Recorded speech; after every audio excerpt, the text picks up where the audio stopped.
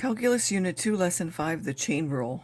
So far we've had the power rule, and we've had the product and quotient rules. Now we're going to add another important rule, which is the chain rule, which is when you have one function inside of another, which is a composition of functions.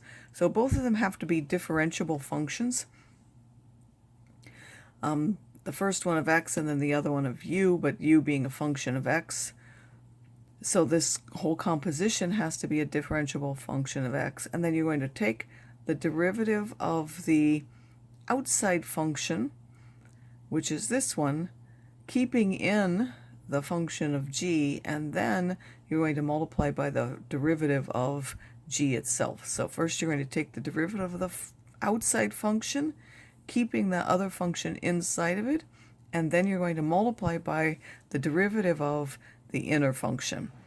So how do we find a derivative of this? First of all, you have to recognize that this is a composition of functions. We don't just have x to the fourth, we have some function of x inside of a power. So we're going to take the derivative of the power, which we would take 3 times the 4. Then we're just going to keep the 4 minus 9x and ignore it and decrease the power by 1. That would be if we use the power rule. But then we have to multiply by the derivative of the inside, which is now minus 9, and simplify that. As another example, if we have the square root, first of all, we have to write it as a power.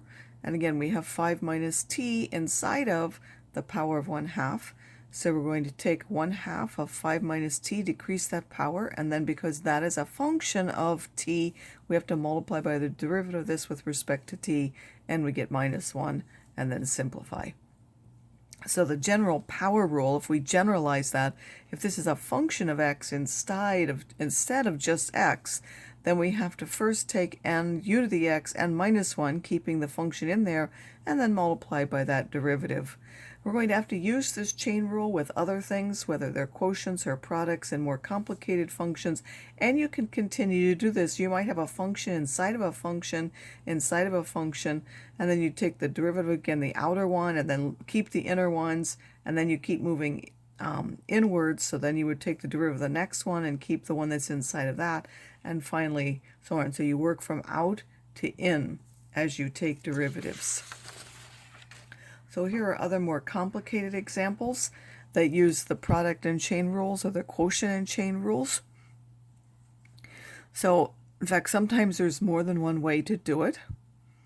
This particular function, we can do it in either way, and this one I can do it in either way, and you'll have to decide which one would be easier. Sometimes it might be one and sometimes it might be the other. So I can take this and rewrite this as a product of two functions, even though it's a quotient. And then I would do what? I would take the first times the derivative of the second plus the second times the derivative of the first because it's a product. So I would take the first. Then this needs the chain rule because it's a function inside of the power.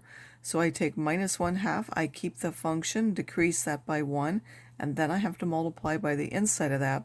And then I would do the second function times the derivative of the first, and then I would simplify. So once I multiply these, again, you're going to factor out the smallest power. Minus 3/2 is smaller than minus 1/2. So I'm going to take the minus 3/2 out front. X squared plus 1 of the minus 3/2. We'll just leave minus x squared for this one. And then if you wanted to, you could put parentheses around this, but this is a whole 1 power bigger than this, so we have an x squared plus 1 with a 1 there. And then we would simplify. Of course, these cancel and we end up with 1. We would get x squared plus 1 to the minus 3/2, which we would then typically write on the bottom or as a radical. Now you could also just do it the way it is and use the quotient rule. So for the quotient rule, you would do what? You would take the bottom times the derivative of the top minus the top times the derivative of the bottom, all over the bottom squared.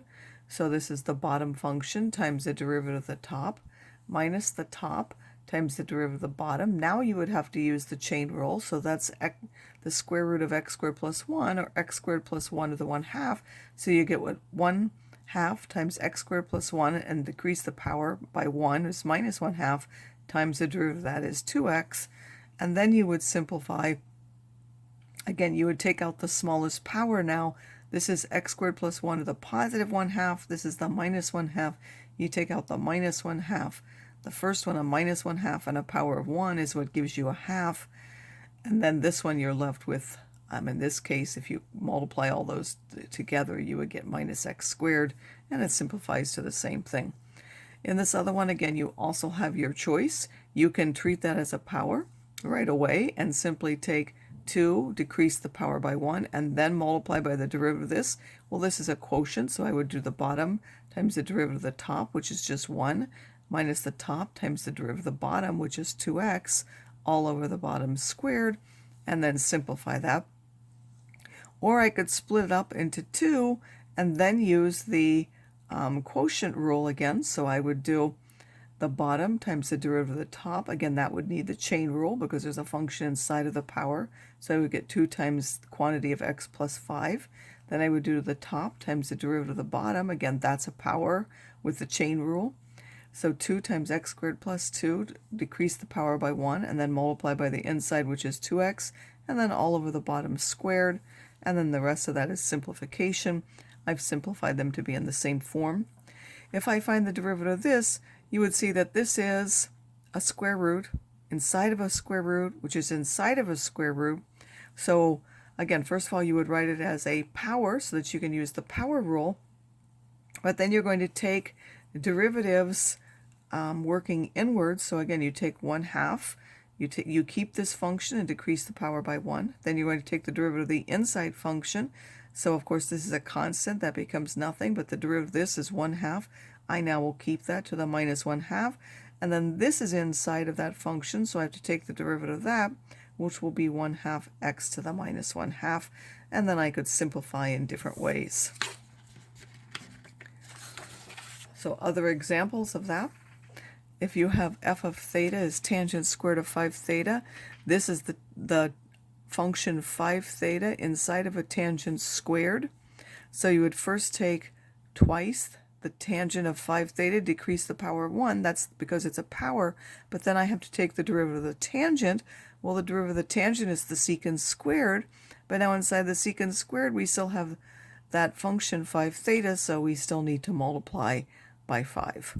And then I would simplify. So again, this has 3 levels of functions. You have the power, and then the tangent, and then the multiple. So those are the order that you would do them in. And now this is 2x inside of a tangent, which is then inside of sine. So the outer level is sine, then you go to tangent, and then the inner one is the multiple. So first you do the derivative of the sine, which is just the cosine. You keep the tangent. Then you do the derivative of the tangent, which is the secant squared. Then you do the derivative of the multiple, which is 2, which would now simplify to this.